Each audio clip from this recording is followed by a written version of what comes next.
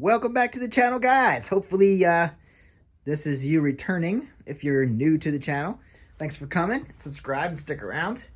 We look at motorcycles all the time, do car stuff sometimes, and funny and entertaining videos every once in a while.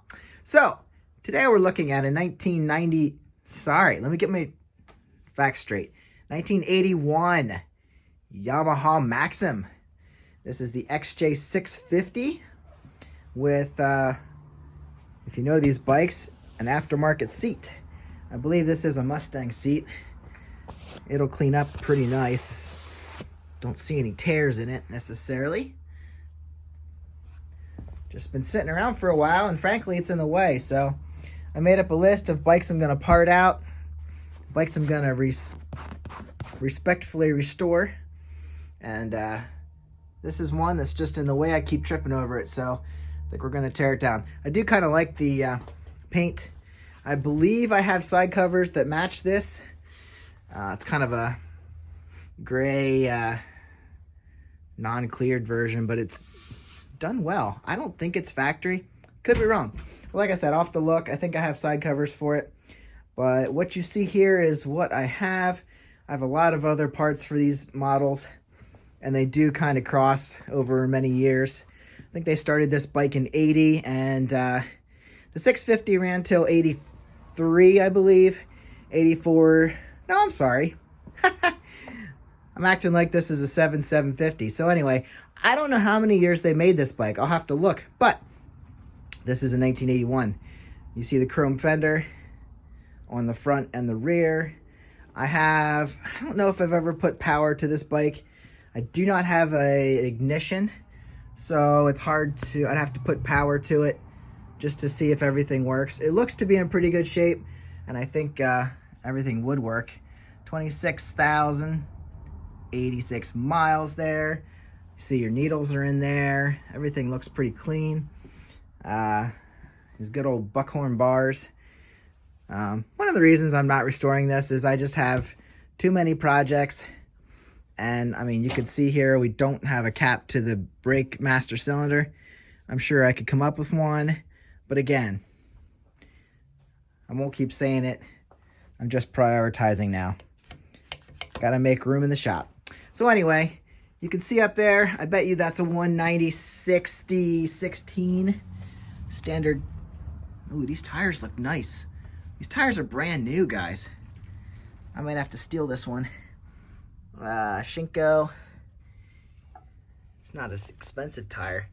190/16. Yep, that's what it is.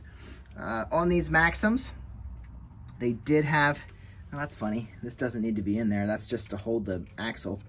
So anyway, should be a one piston brake on the other side with a single-sided rotor. Max speed on these bikes is supposed to be 120 by the internet. Anybody ever do more than that, let me know. We have a nice crash bar highway peg up here. And there's your engine. This is before the Yix motor. So this was standard cylinder head. And that'll probably clean up pretty nice and work. We do a full carb setup. I have not touched this bike, just so you know. Looks like we still have the airbox. Somebody drilled some holes in there and put some wires. I'm not sure what's going on there till I pull everything out. And to get this airbox out, you basically need to, I don't remember, this has to come forward. So you basically have to take the carbs, I believe. So other than the tops there, everything's free. If you move the throttle, it functions. So that's a good sign. This thing hasn't been out in the elements too much. Let's see. I do know we have a 5-speed gearbox on the tranny on these bikes. Brakes are free. This thing does push well, so I know nothing's actually seized up. Oh, I shouldn't say that. I believe the front master, or the front brake cylinder, I think that's, oh, that looks like it's installed. I thought that was pulled off to roll it, but no, I guess it's fine. What else can I tell you? Let me look at my notes here. Like I said, aftermarket seat. So, should have about 71 horsepower, 42 foot-pounds of torque. It is a 5-speed. Seat height 29.3, and that might fluctuate a little bit.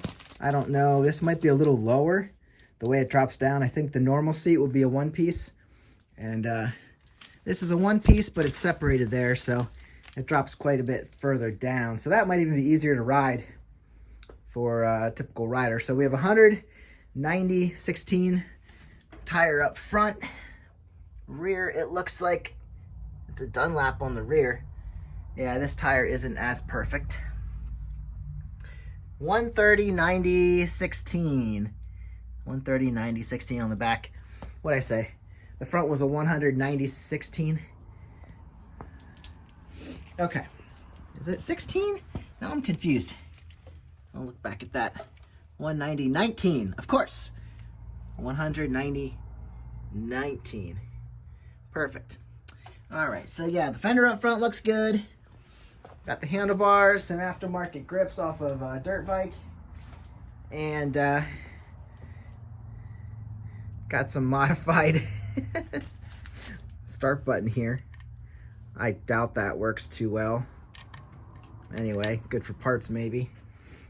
Brakes are obviously not going to work. There's no fluid in there. Let's see. Controls are all here on this side. They're not in the best of shape, but choke actually moves. So that's good. That's not frozen. That usually freezes up on them. And all the turn signals look good. This bike should have had about 3.4 US gallons total for gas and 47 miles per gallon. Dry weight on these bikes was 450 pounds. And that's about all I have. It is a 6.53 cc air cooled. You notice there's no radiator or coolant lines on this bike. Pretty simple to work on, pretty simple to run. Dual overhead cams with 2 valves per cylinder. So there you go. Pretty small battery. That's a 12. And looks like some moisture in here. But oh, that's just for the rear brake light. Okay. So your rear brake is here. That pulls the spring down here, and that activates your rear brake. You got your standard old normalized dual shocks on the back. All the lights and everything look good on this. I'll test them before I put them up for sale. But shaft drive on this bike, very dependable and reliable. Just change your fluid and you're good to go. Center stand on the Maxims. Good old 80s feature that they took away for a lot of bikes these days. Can't really get you a great look at this side, but there it is. It's a pretty solid shape. Most of it's there. Unfortunately, with the ignition missing, I can't really do a whole lot more with it. Like I said, I do have parts around. All right, we can get that seat off. How do we do that? I think there's a lever. I'll find it in a minute. So there's your seat. It is a Mustang seat, and it's pretty heavy. I'll show you how, when this is underneath, this is how it locks in there. And I'm surprised that's actually on the seat. That's usually on the bike itself. But anyway, yeah, that seat's in good shape, so it might be a good seller. And under your seat, you don't have a whole lot here. Here's the wiring. Somebody put in, well, okay, so there would normally, okay, I'm seeing this now.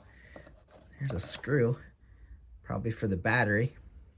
Normally you'd have your fuses under here, I believe, and somebody wired them up with full new blades fuses here. It probably would have been the old glass type fuses. So, well, somebody did their modifications. I don't know if they ever got it running. There is a button right here, now that I notice. I don't know if that's a start button. If somebody is trying to wire up a starter in this, I might not need a key. Maybe if I put some power to it This might be a start button. I don't know. I guess we'll find out as I take it apart. But there you go, guys. That's a look at a 1981 Yamaha XJ650 Maxim. I will be parting this out. And you're welcome to make offers or let me know what you might need. I'm also parting out another one. I believe it's an 80. This is an 81. I think that's an 80. And that does have, it has less parts than this, but it still has some good stuff. Good life left in it. So thanks for watching. I'll catch you on the next one. I am working on the shadow carbs over here. All the passages have been cleaned out, and I'm just waiting on new jets to come in. But everything's been cleaned, so I can start reassembling this. And yeah, I'll see you in the next one. Have a great day, and thanks for watching.